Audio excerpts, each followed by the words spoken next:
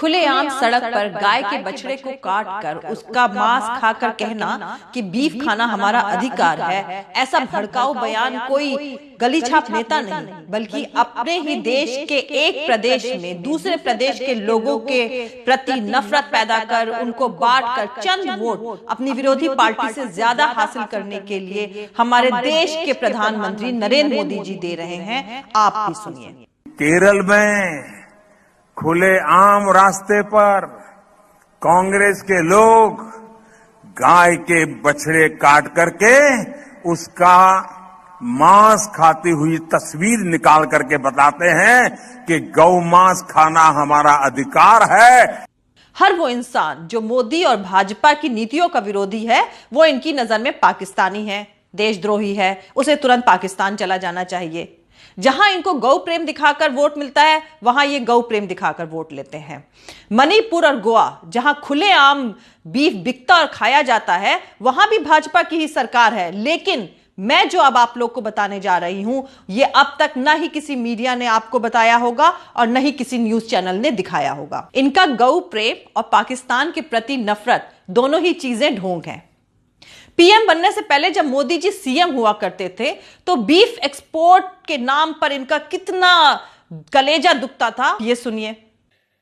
मांस मटन का एक्सपोर्ट का बिजनेस करेंगे और इस वर्ष भारत सरकार ने घोषित किया है, स्वयं भारत सरकार ने घोषित किया है कि पूरे विश्व में बीफ एक्सपोर्ट में हिंदुस्तान नंबर 1 है। किन चीजों के लिए गर्व किया जा रहा है? भाइयों बहनों, आपका कलेजा रो रहा है कि नहीं मुझे मालूम नहीं, मेरा कलेजा चिक चिक करके पुकार रहा है। भाइयों बहनों, आपका कलेजा रो रहा है कि नहीं मुझे मालूम नहीं, मेरा कलेजा चिक चिक करके पुकार रहा है। भाइयों बहनों, आपका कलेजा रो रहा है कि नहीं मुझे मालूम नहीं, मेरा कलेजा चिक चिक करके पुकार रहा है।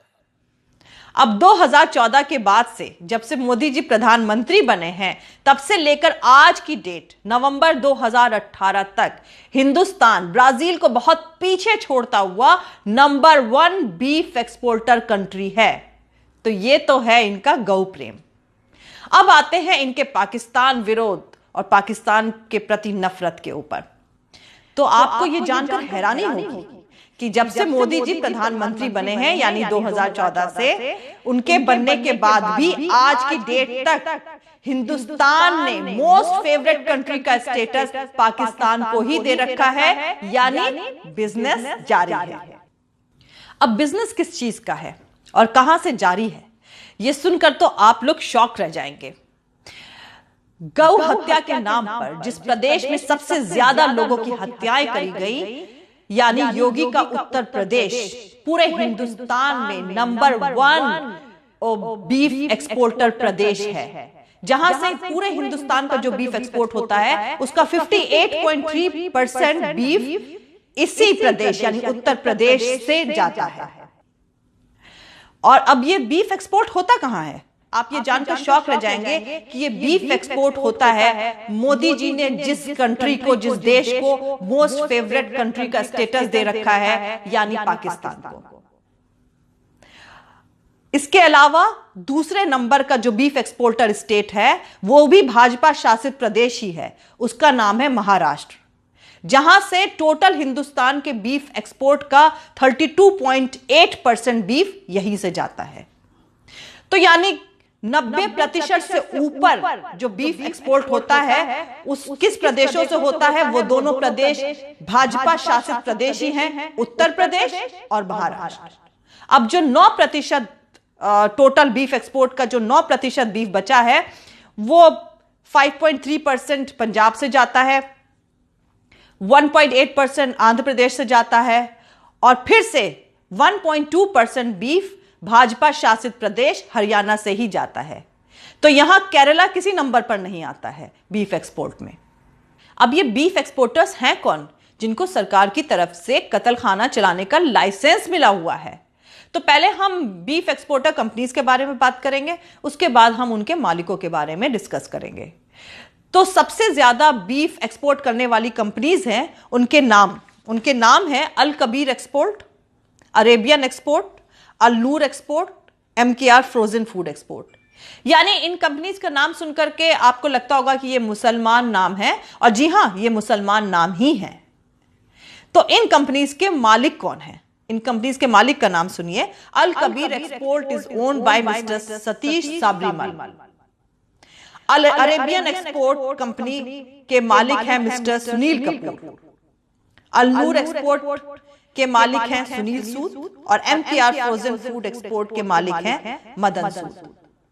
तो ये जो लीडिंग बीफ एक्सपोर्टर कंपनीज हैं, इनमें से इनका मालिक कोई भी मुसलमान नहीं है।